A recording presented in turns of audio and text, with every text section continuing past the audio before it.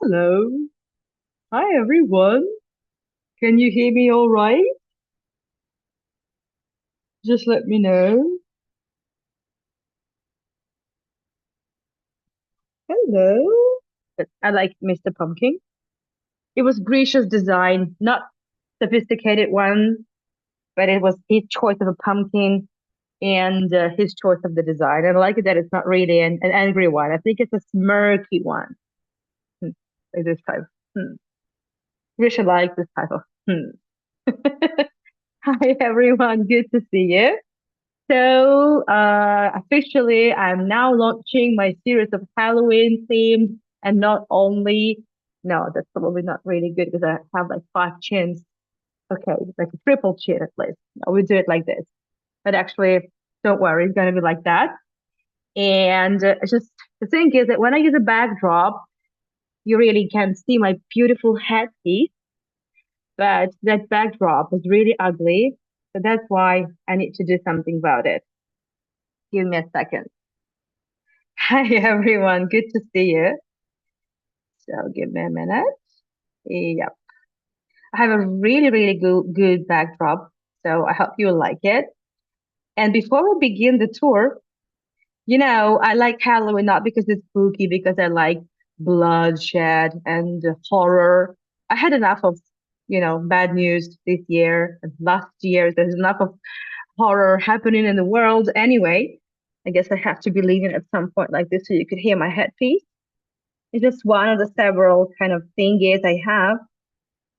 I'm not splashing out on, stuff, but anyway.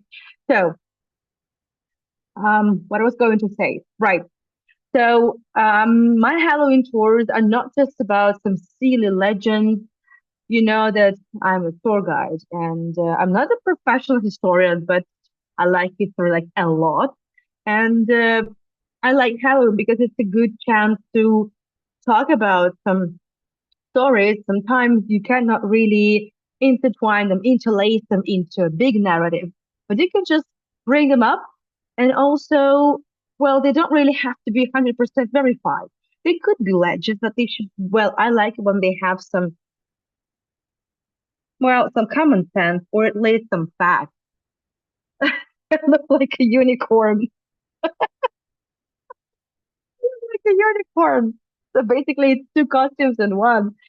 Anyway, so that's why I like Halloween. And as you know, I will be doing quite a bunch of Halloween tours this week.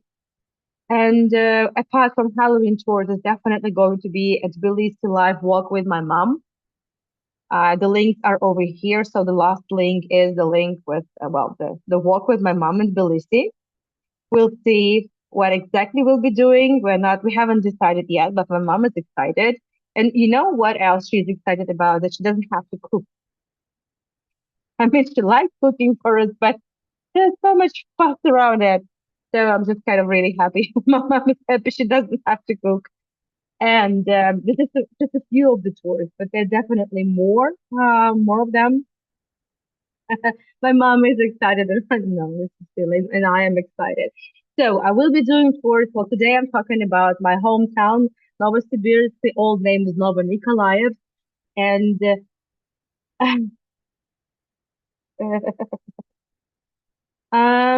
I don't know about the flower show in the botanical gardens. I'm a bit out of the loop, Joanne.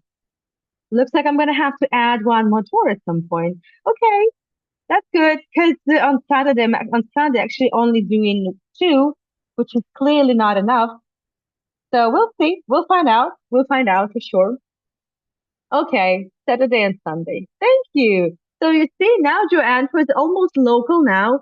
She's been here for 3 months now. So she's already recommended me places to go. Unbelievable. Thank you so much, Joanne. It's been a lot. It's been full on.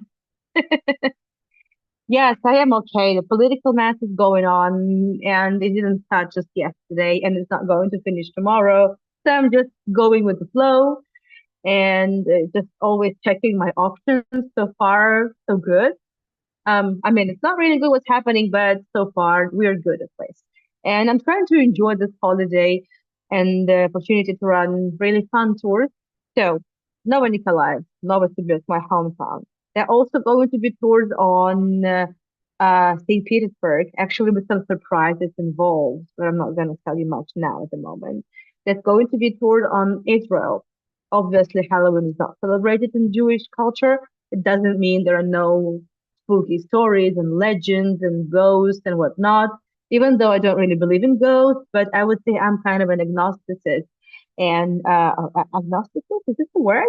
So there's definitely something, and I'm not saying I don't believe in God as well, right? So I know that there's such a big world around us, and you better be respectful to whatever you're talking about, and just just be respectful. Whatever other people are believing in, that's that's the point. And well, Halloween's gonna be Halloween for a live walk on Saturday in Tbilisi, and Misha will be helping me around because I won't be able to do it all alone. So, and this holiday is also not really welcomed in Georgia, but kids love it. So we're going to play it nice. Um, so I suggest starting just right now without any further ado. I will be sharing more links in the end. In the meantime, just a quick introduction about Novonikolaevsk, Novosibirsk, my hometown. Most of you have seen my tour. I did it about a month ago. I had terrible fit of homesickness, and sometime, like long time ago, you actually wanted me to do the tour, so I thought it was high time to do to actually run that tour. And you enjoyed it, and it was a nice tour. And it's a place that I really doubt anyone of us would ever would really be able to go there in the near future or even ever. And like, why would you want to go there? I had big plans to go to my hometown. I had plans for summer 2022. As you know, it didn't work out exactly how I planned. So at least I'm going there virtually, and there are a bunch of also creepy stuff, and some of them are not even legends. I mean, it's the reality. So I guess that's spooky enough. And tomorrow I'm taking you just once again to Novosibirsk, this time modern city, because this is the only city in Russia that has a museum of funeral practices, and it's the biggest in the world. I'm not joking. Hmm? No, it's really silly. I don't know what I should do about it. I don't know. Anyway, so let's go on. Oh, let's start. Sorry. It's just been a bit of a lengthy introduction, but quite a necessary one.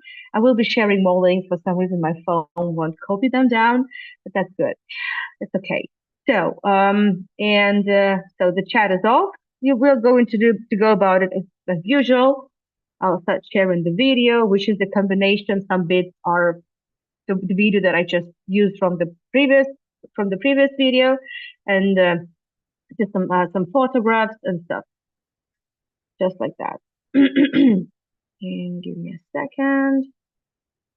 So for those of you who missed that tour, the recording is available for my supporters and on demand. So if at some point, if you missed that tour, you would be interested to know a little bit more and more like facts, then just feel free to let me know. You know, my website, anayaguy.com. This is how you can also contact me. There are all ways to do so. Let me tell you exactly where we are. So I guess you know where the Arctic Ocean is. So this is Russia. This is Novosibirsk, my hometown. I lived there up until 2024, 22, 23. Well, I don't remember now. And the city was built along with the construction of the Trans-Siberian Railroad, which you know very well. The road the construction was started at the time of Alexander III. And in 1894, this is the official birth year of uh, Novosibirsk. At that time, it would be called Novonikolaevsk, but actually, it started a bit earlier, and it started as just a small settlement made up of all the workers that were involved in the construction of the railroad. And also, you can see on the map the Ob River. We will be talking about the Ob River today.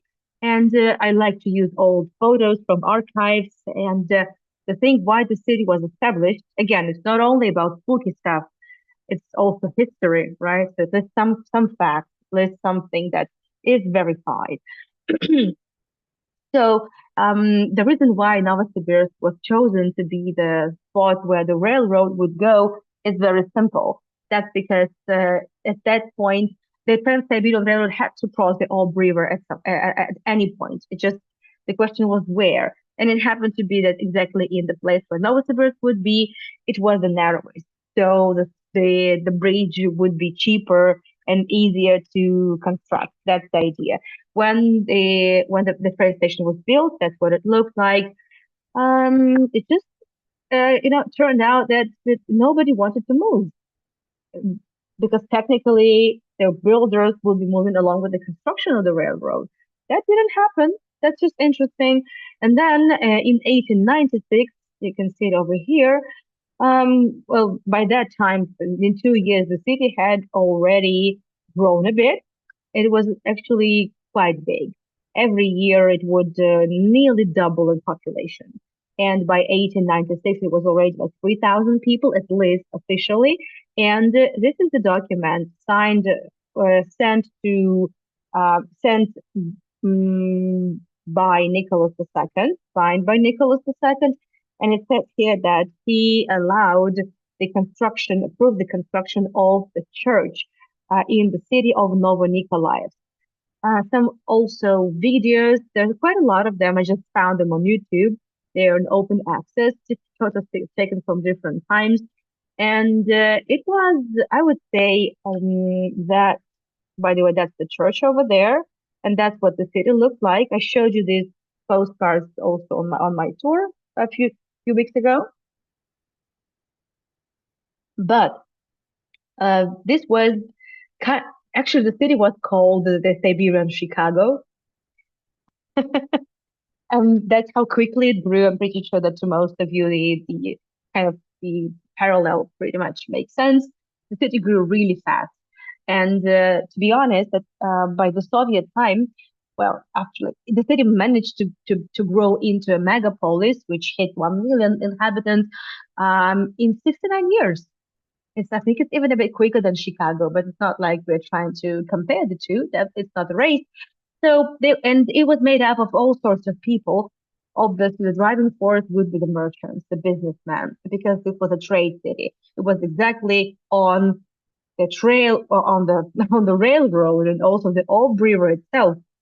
It's still used for transportation, and that's the church that was built, and it's still there.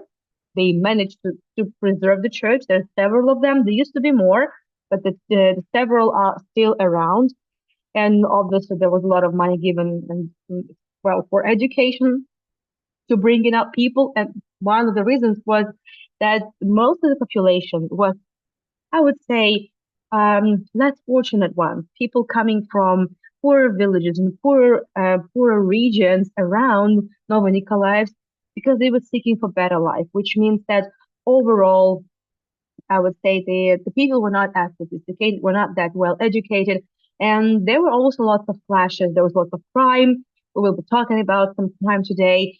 So that's why some of the stories are just horrible because they happened, and I mean, there's nothing supernatural about it, and they're just horrible. And some stories are quite supernatural, and you don't really know what to think about it.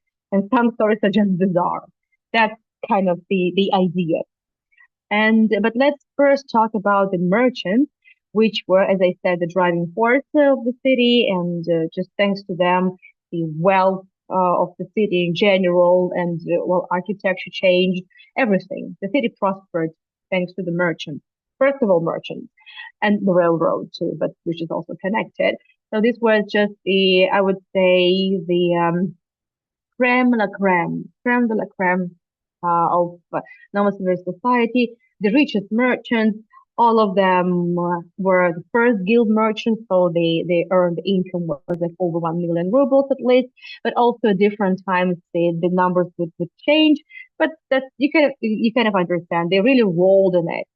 And there was one, Zakhary Kryukov. I mentioned him last time and I showed you this house, but I never told you that actually Zakhary Kryukov didn't really live in this house. The thing is, he lived in another house with his wife, and they didn't have children. Other than that, they were really on good terms. But he really wanted to have children. and his wife wanted to, but for some reason they just couldn't have any. And he had to travel because he was a merchant. He was into trade, and there was an exchange, a goods exchange across the country. And he just traveled once. That's what this house looked like back in the at the turn of the 19th century, 20th century. Now it's a restaurant, La Maison. Well, actually, it used to be a good restaurant. I don't know about now. So the Kharkiv traveled once to Tobolsk. You may know the city of Tobolsk because this is where family of the last Russian monarch, Nicholas II, who at that time was no longer a monarch because he had abdicated a few months prior to that. This is where they spent several months in exile in Tobolsk. And just so you would know, I am working on a series of courses about the exile of the Romanovs, starting from August 1917. Yeah, so hopefully by winter it will be ready. And there he went to the theater and he watched the ballet and he fell in love. He was head over heels about Polina Tomaszewska. So you would know this is not Polina Tomaszewska. It's just a ballerina. I don't know who that is. I just found this picture online. We don't know what she looked like. I really tried to find her photo, but we don't know. The matter is that she also liked him, and he liked her so much that he even brought her from Tobolsk to Novosibirsk, and he built a house for her. And she lived in this house. So for several years, he would be living in two houses, in two families. And his wife knew about it. But she also felt a bit of a guilt because she couldn't give him a child as if it was just her fault. But back then, you probably know from my tours that whatever woman did wrong when it got to the wrong sex of a child or just incapacity to conceive or miscarriage, it was all her fault. So men were just it just hanging in there. That was it. So we don't know exactly what happened, but then the Paulina died, and he was inconsolable. But he had to go on, and that building was first changed into a theater. And this is a document found in the archives of not St. Petersburg, Novonikolaevsk. Yeah, which says, but this is a document of a later period. But what matters is that the theater had been there for several years, and this is a document where Krukov, Zahary Krukov, this is his name, Zahary Krukov, Electrotheater, which means that it already had electricity, didn't need any candles. It was a really state of the art cinema, and it wasn't even the only one. So in that cinema, not cinema, sorry, cinema. He he was one of the best ones in the city, and it had been working up until 1920 something. And this is a document, just something related to the work of the theater, and also some photos from the Soviet period. And the actors, also people who worked backstage, from time to time would have a vision of a ballerina dancing some backstage on the stage when there were no obviously when there was no one in the hall, no, just during the day or in the evenings. There were many sightings of that. And the thing is that everyone in the city knew that story. It was a small city anyway, and everyone knew everything about everyone, and there was no way he could just hide it, just hide his mistress. It was impossible. It could have been just tales. It could have been just legends. We don't know. But later on, the building, well, it housed several organizations in the Soviet period. Then in the 90s, it was, I would say, really badly maintained, almost rundown one. And then it was purchased by some entrepreneur, and now it's a restaurant. I went to that restaurant. This was my mom. several years ago, and I just noticed that my mom is sitting next to a photo over here. You can't really see it, but this is Putin. So the restaurant was so good that back in 2004, it was Putin visited the restaurant. It was a long time ago, so there's no allegiance to to Putin here. It was just a very good restaurant to take the president to. That was it. Water under the bridge, anyway. And even nowadays, from time to time, waiters that work at this university, they also claim that they see a woman in white and they hear some steps, like as if someone is jumping a bit. So, who knows? But I highly doubt that I would say, I highly doubt that the waiters know the legend. So who knows? Anyway, we go on.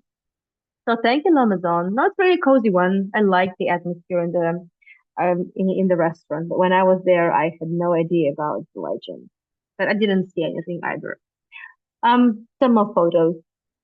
It's a lovely place. It's a lovely house, and it's in a very good condition. That what it used to be. You can see it used to be in a really bad condition.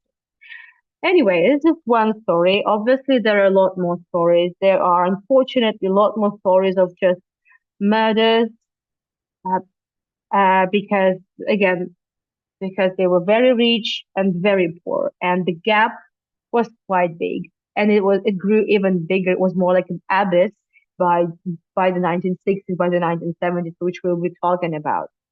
But this is a slightly different story, also about a merchant, or maybe not that different. We don't know. So it's the house of Konstantin Bazulin. He was a merchant. He supplied fabric, and he traveled a lot. So he traveled to Azerbaijan, the area called Samahi, and there he was of a such a level businessman that he even met a Khan, and was he saw several wives of his, and he fell in love with one of the wives. It's just the old maps of Samahia or Samahia, just the land. This is not the photo of the woman he fell in love with, the Bazulan, but this is what the women in Samahia in Azerbaijan look like. Normally very beautiful, and their outfit resemble a little bit the outfit of Georgian women. But I'm not saying they're the same. They're very different, and the religion is different. Everything is different. The house was beautiful also. It's just really nice old Russian architecture and all this woodwork and all this carvings. It's a typical feature of Siberia and the north of Russia.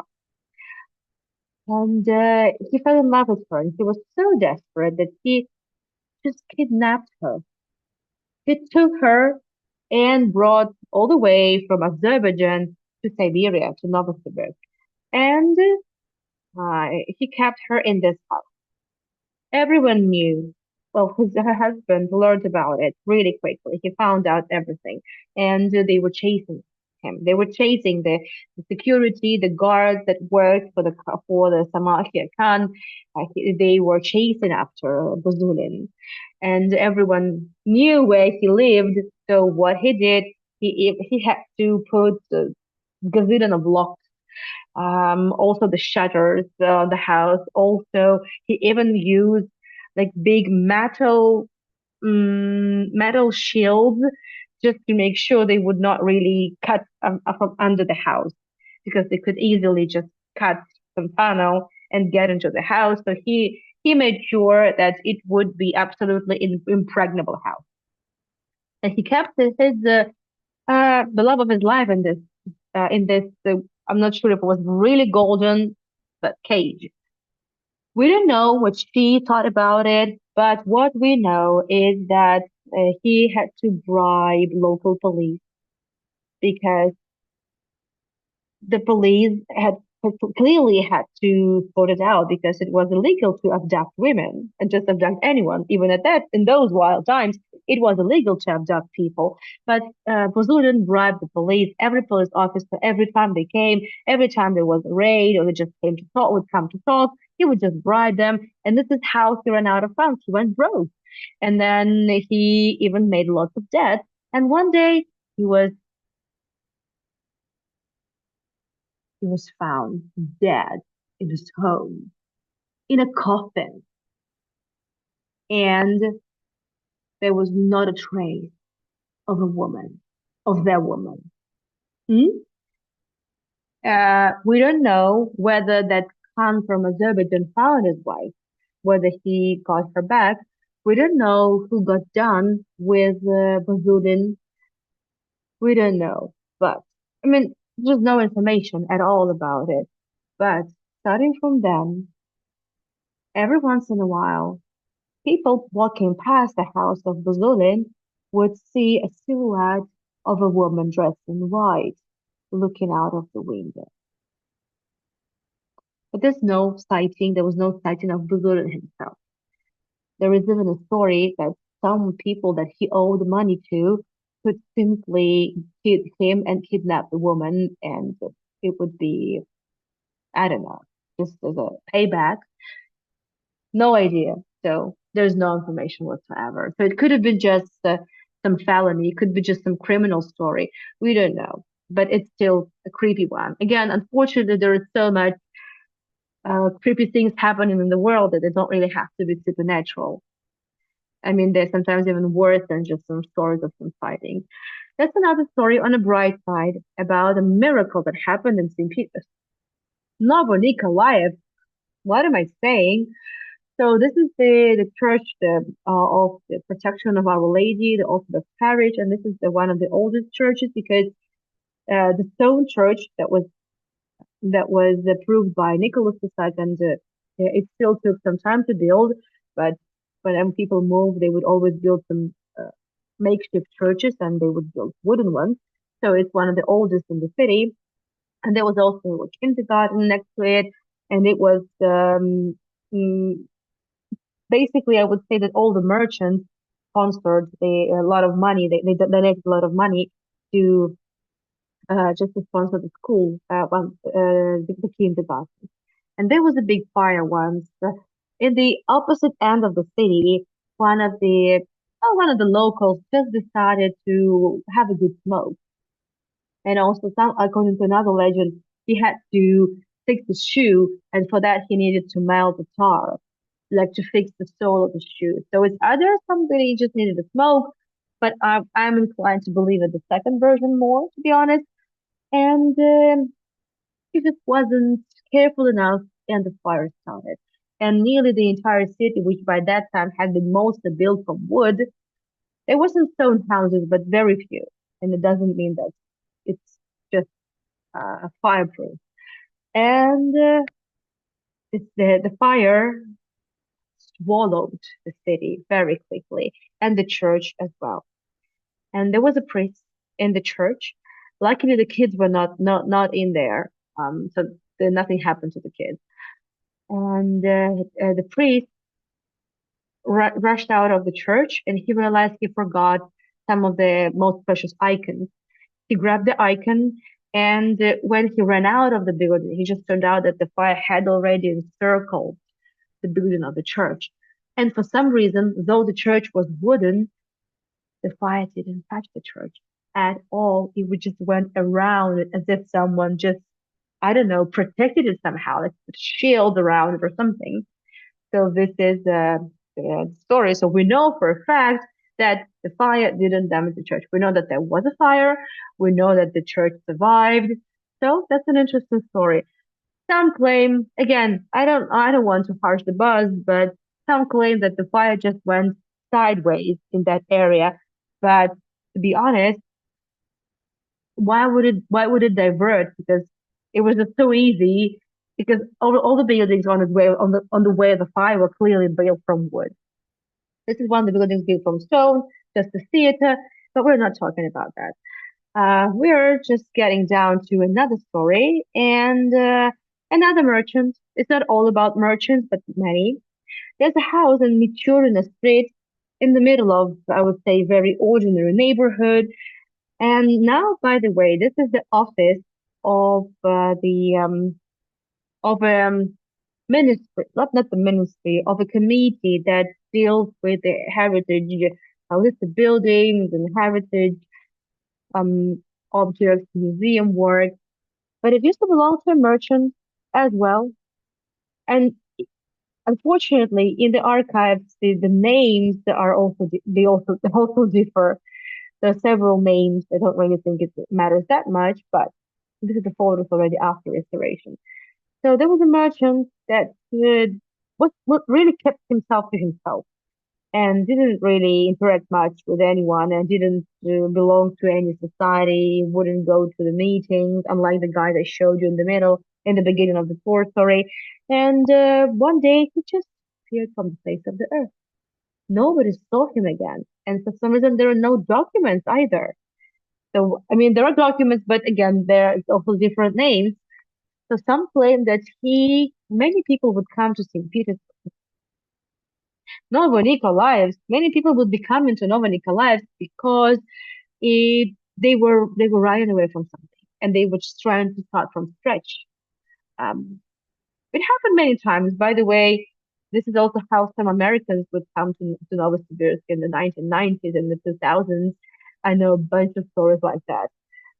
That's the reason. So, and I'm still in touch with some of them. They're good people, but clearly they were just trying to find a place to start, just have to get a fresh start in life. I'm not saying they're criminals or whatsoever, but the story really repeats itself. So it could be just he disguised himself and was living under somebody else's name, but he disappeared. And then after the revolution, the civil war broke out, and this building became a hospital for civil war, for the wounded, for soldiers in the civil war. And the patients who stayed in the wards, they would see ghosts and would hear screams. Many claim that, and we know that several. Um, Also later on, there would be a bit of a prison, kind of a detention center, and prisoners would also encounter some really strange activities, something really bizarre and supernatural, and it even made some of them run away. But the funny story is not a creepy one, but the funny story is that those several prisoners that tried to flee, detainees, they were not really prisoners at that point, and they tried to flee, but there was a building just next to this one, and it was the British Council. And the officers, the guards of the British Council, just decided not to shoot them because they didn't want to, to cause any more international stir-ups. They just caught them, and nobody died. But later on, these people, those prisoners, declared that they only decided to run because they were scared to bits of the ghosts. Well, that's the story. So what happened to that man? He came from nowhere and he left nowhere. Well, someone could have just dealt with him. I don't know, to be honest. But again, these are more than just legends. There are some information, there are some documents, and there are also news articles, which is interesting. I haven't been able to find the news articles themselves. I don't really have access to the city archives. I'm a historian. I used to go to the library back then, and I used to have an access to the main library, but I haven't been able to find anything online. So I just rely on several books, um, and these are reliable sources. And again, it's Halloween anyway. As you can see, this is already stormy years, 1916, 1917, and this is the building which is now Natural History Museum of Novosibirsk. And back then it was sort of a city hall. Yeah, it was a city hall.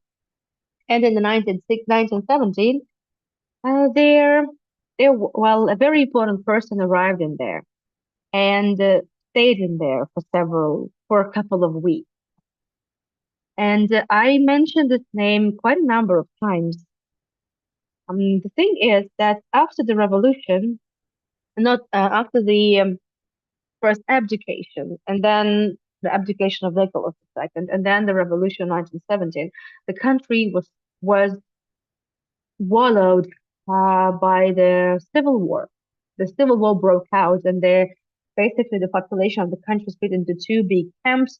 The one that supported the Red Army, they were called both kind of well the red Bolsheviks, right? They were called the Red Party, the Reds, and the Whites who supported monarchy.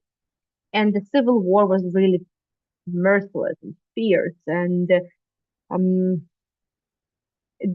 I would say that both parties would lose and gain ground most of the time, and there were many cases when the whites were just this close to take over and start gaining ground, pushing out the Bolsheviks or the Reds, but that didn't happen. However, there was the supreme ruler of Russia. That's what it says. It's just a screenshot from Wikipedia. It's okay. I use Wikipedia for images. It's easier. But Alexander Kolchak, back in 1915, when the First World War was in full swing, he was given an order by Nicholas II to grab the gold reserve, to get the gold reserve from St. Petersburg and evacuate it, just in case St. Petersburg would be invaded by the German army. And the idea was to evacuate it to Siberia, and it was several trains, and one of the trains would be even bulletproof, that were loaded with all sorts of precious stuff. There's also gold, just gold, gold bricks. Do you say gold bricks? I also don't remember the word. And there's some photographs of Kolchak's gold reserve train that will be going throughout the country. So you would know that from St. Petersburg to Novosibirsk, it takes 4 days by train. Back then, it would be even longer. Obviously, Kolchak would be using the money he was allowed later on after Nicholas abdicated. There was no one really to rule him. He would be supporting the provisional government, which was sort of pro monarchy, or at least for the say to keep the status quo more or less.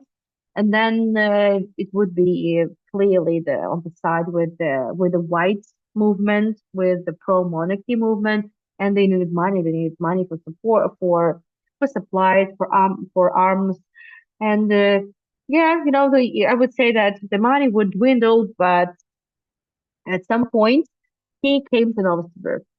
But when he came, um, we didn't really know. And we know because some information is just being open from time to time. This is the exhibition I think in Kazan, also from the gold and jewelry from the gold reserve of the former Russian Empire. And for several days, we actually, well, nobody would know that Kolchak, who was basically the leader, the some of the most charismatic men in Russian politics, nobody knew he was a Novosibirsk. Later on, like 2 days later, everyone found out. He made it known. He was announced, and he and his army were quartered in the small military neighborhood that was built just for the military, like a base. And the buildings are still there, by the way, in a very bad condition, though. This is the photos of the construction, and the buildings are there. Well, some of them are in good, some of them are in a very bad condition, but they're just residential buildings now.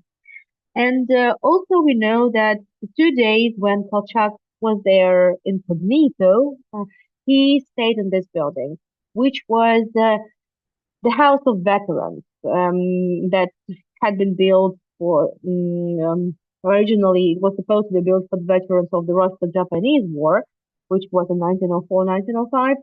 But they only finished they finished it when the First World War was in full swing. So he stayed in this house. It's the house is still there, and now it's a hobby club for children, and even I used to go there. There is a museum, and also the train.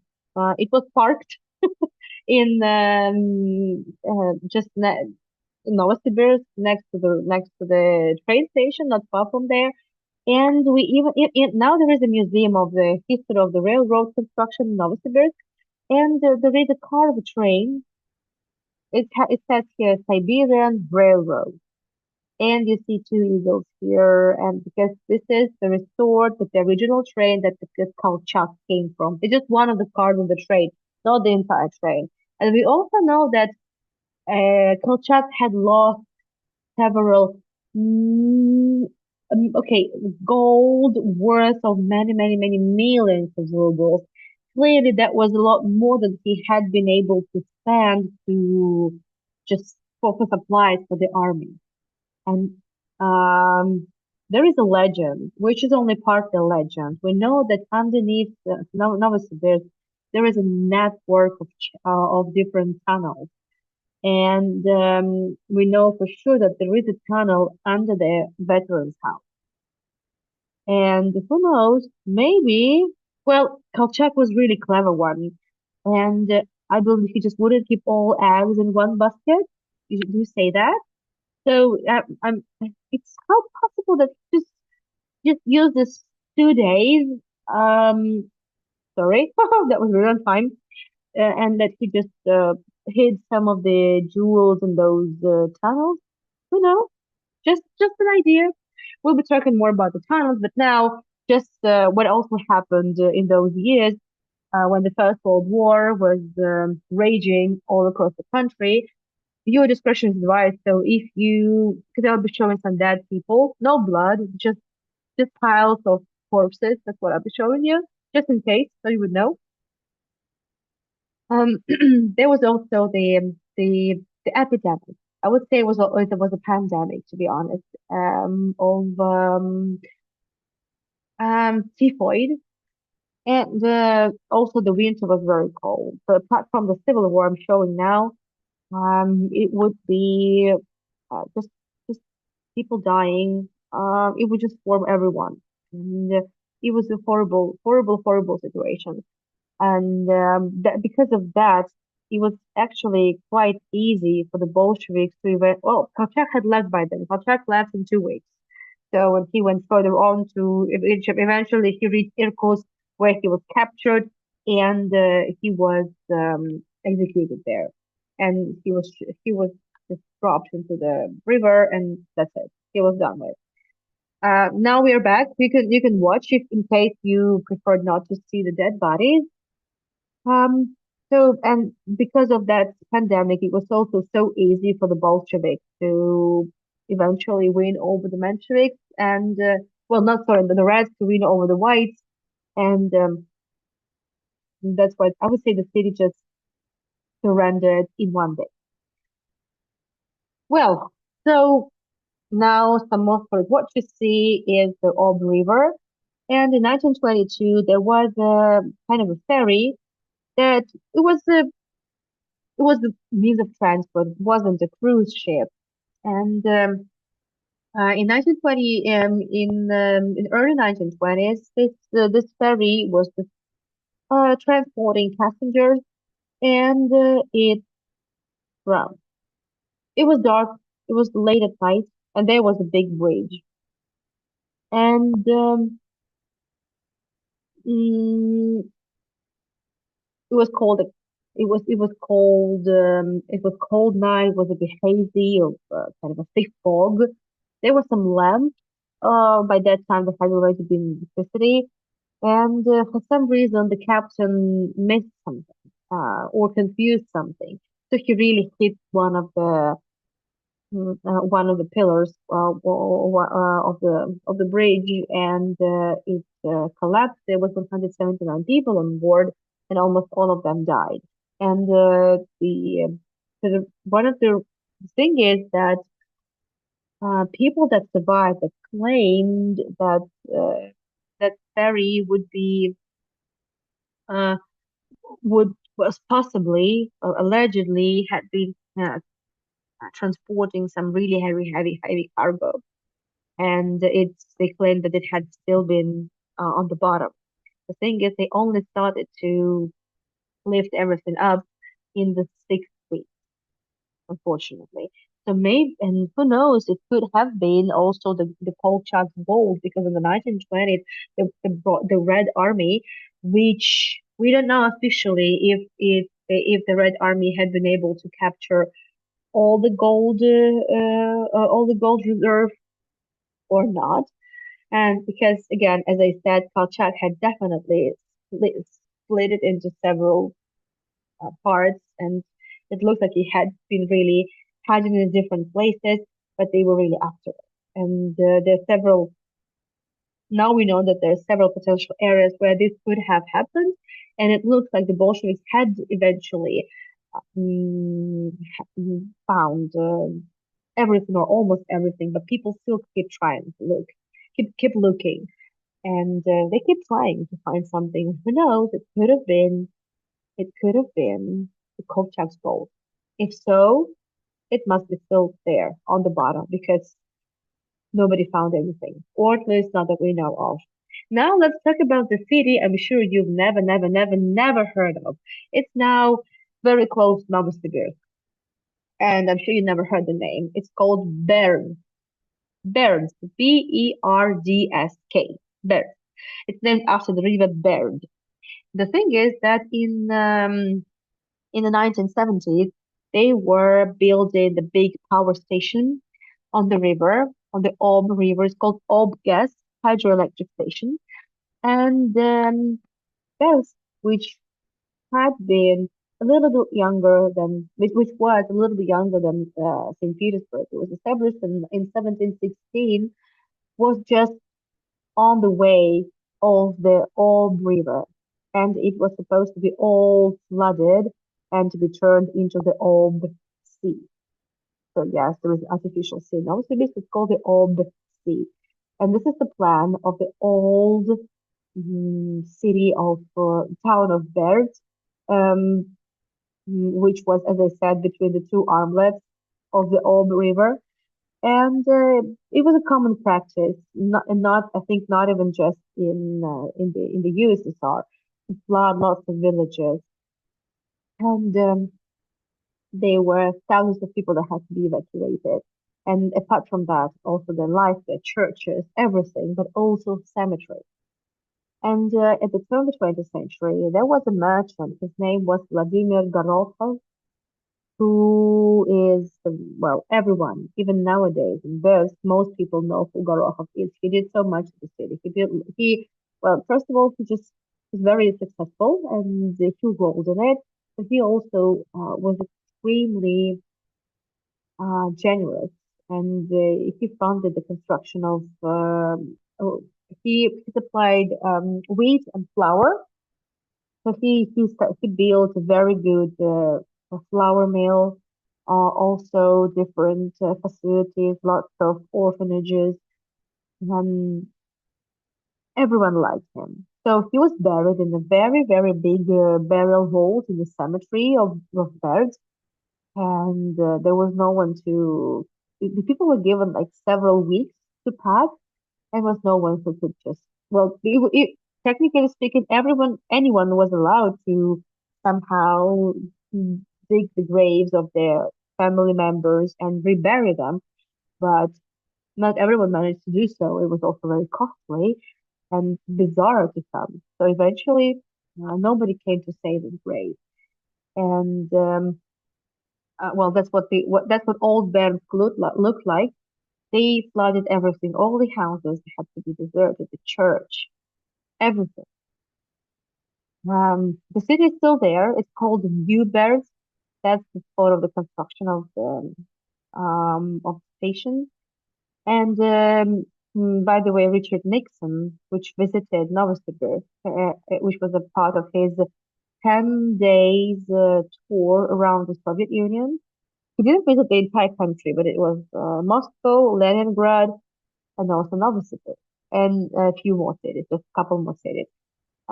Obviously, it took much longer for the hydroelectric station to be built. So at that time, they already started the construction, and he saw the construction. He There were lots of photographs taken, and by the way, the photos of Richard Nixon's and his wife's visit to Novosibirsk are in the Library of Congress, and you can find them on the website.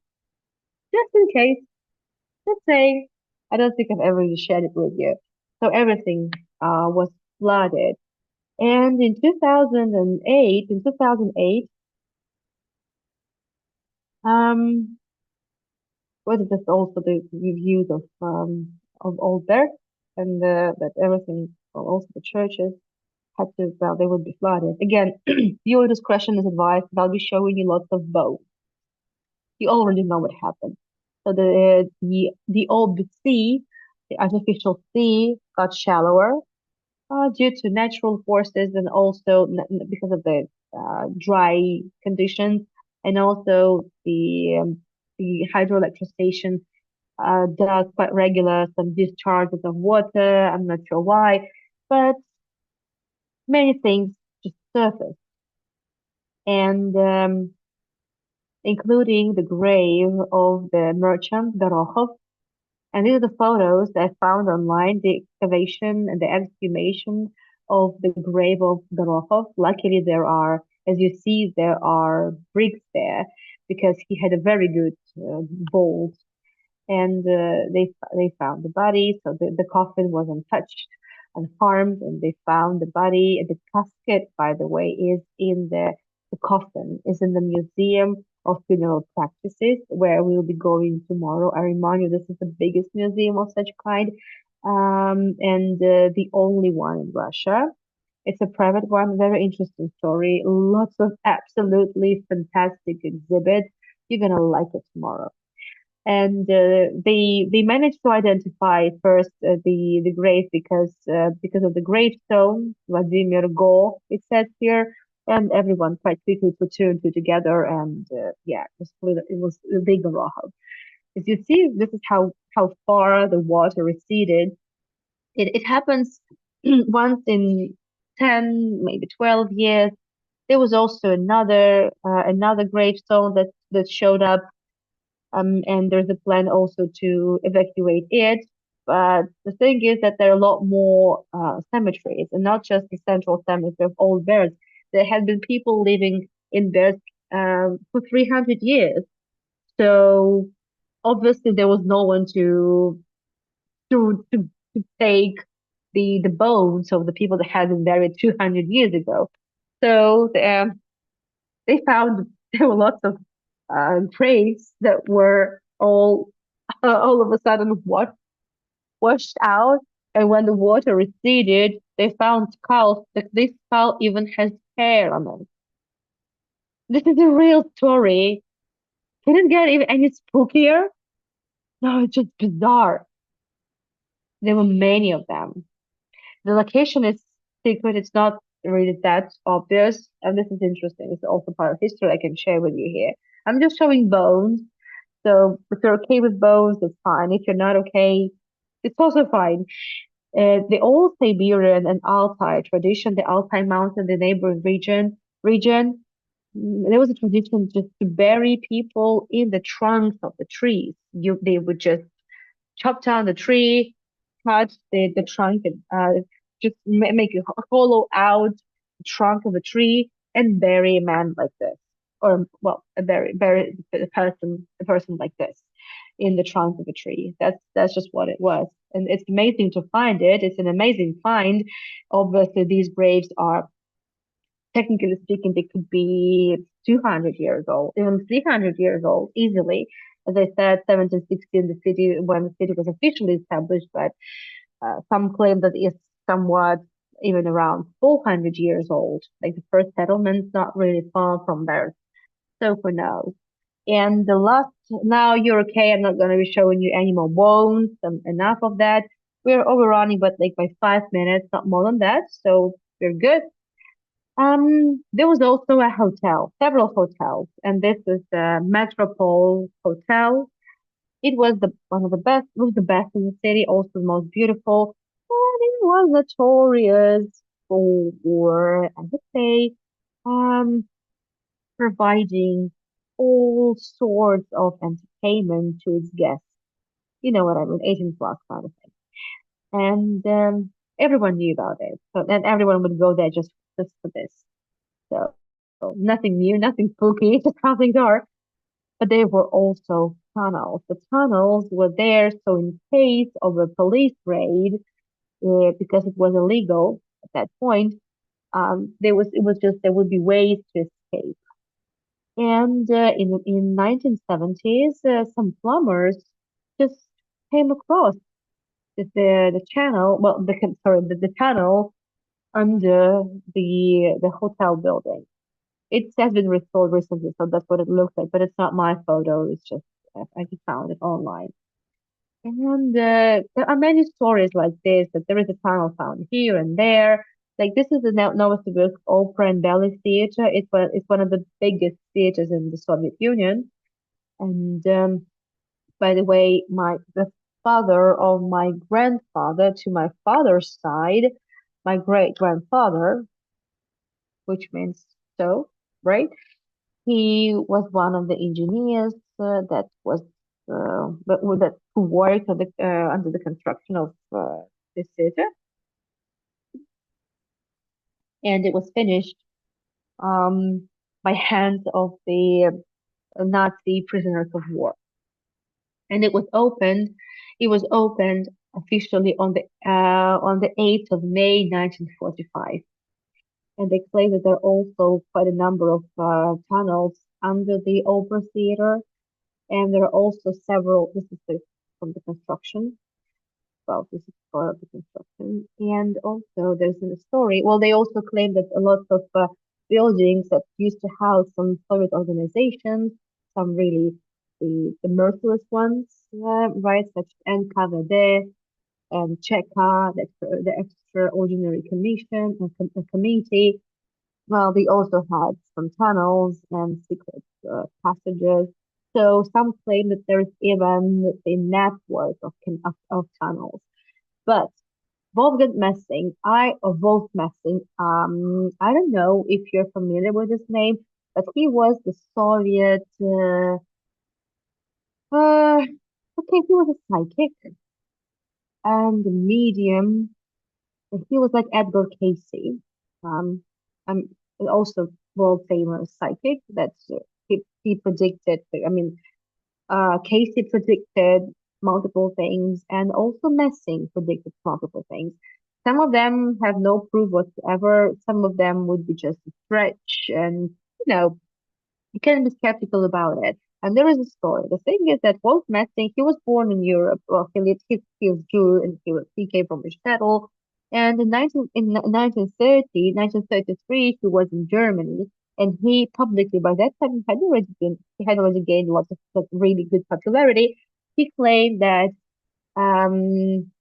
Hitler, who had won of the elections, he would um, well, basically be the source of all troubles. So he kind of predicted that the world would suffer from Hitler. And Hitler didn't like it. And he started the witch hunt so that Messi had to flee and he fled to the Soviet Union eventually. And he stayed in the Soviet Union. And when the war started, he was evacuated to Novosibirsk. Just like multiple museum exhibits from Leningrad were also evacuated to Novosibirsk. Uh, Obviously, by that time, the city wasn't called Novonikolaevsk. And it's a well-known fact. Sorry for the quality of the photograph that Messing was quite rich and he was loved by Stalin. And while he was staying in Novosibirsk, he even donated money for the construction of two planes for the army. And this is one of them. He's standing next to one of the planes that he helped build, sponsored to build. And also, the story has it that he was asked by some people in Novosibirsk that, and by the way, he also met his wife in Novosibirsk.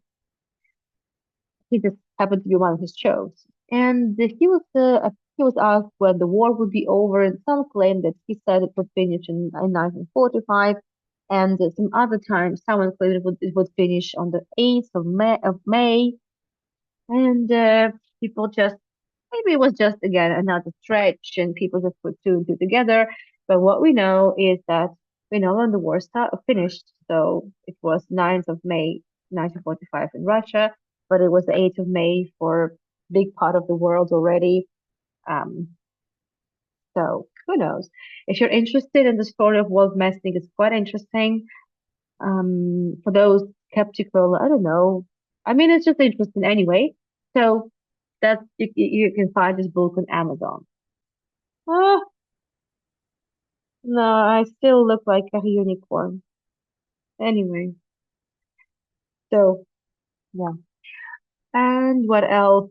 Yeah, and I would appreciate your support, coffees, PayPal, whichever is convenient.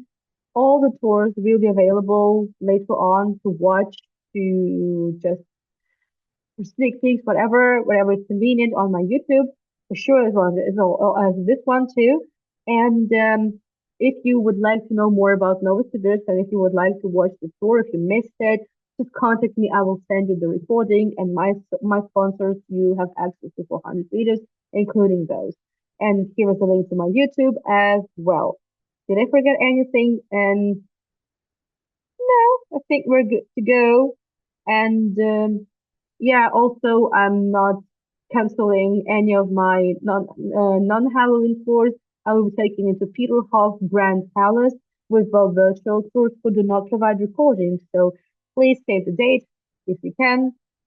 And yeah, this is it. My hair. Yeah, it's just one of the things that I purchased for this number of tours. There are some things that I purchased, so I've been really not really splashing on Halloween stuff, but I just thought it would be good to dress up a bit. And there's going to be some surprise on my St. Petersburg Halloween tour, which is also around the corner. So I'll see you. Okay, I've already been keeping you for 12 minutes. Thank you so much for joining me. Well, happy Halloween to those who will be celebrating, and to those who not, please stay safe and just just stay safe. That's it. I just hope there will be no more horror in our lives. Thank you so much for your support. Thank you for joining me. I hope you had fun and regards to the spiders. Okay. Yes, please stay safe, everyone. Thank you so much for joining me. I know Wednesday is not really the day I would normally be giving tours, but it's Halloween, so yeah, we just started. I've only just started. Thank you so much, everyone, and I'll see you tomorrow in the Museum of. Oh, and Risha has a lovely costume. I'll drop the photos tomorrow. Woo! She's so excited. Luckily, his grandma helped a lot. So thank you so much, and bye bye. Oh, yeah, sure. How could I forget?